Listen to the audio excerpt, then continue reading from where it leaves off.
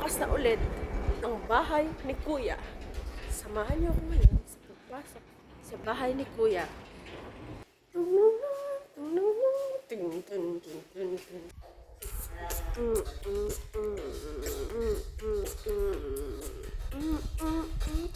Lahat tayo ay mayroong pag tayo lahat ay nakikita na.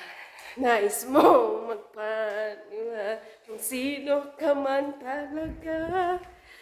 Pinoy, ikaw ay Pinoy. Halika, pasok kayo sa kwarto ko. Magulo. Bakit ka pumasok sa bahay ni Kuya?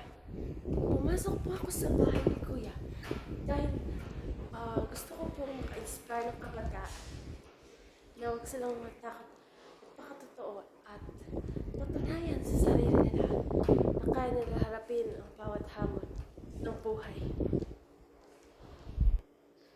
Ako si Tris Niapua, ang bratinerang spoiled brat ng Clark Pampanga. Halina't tunghayan.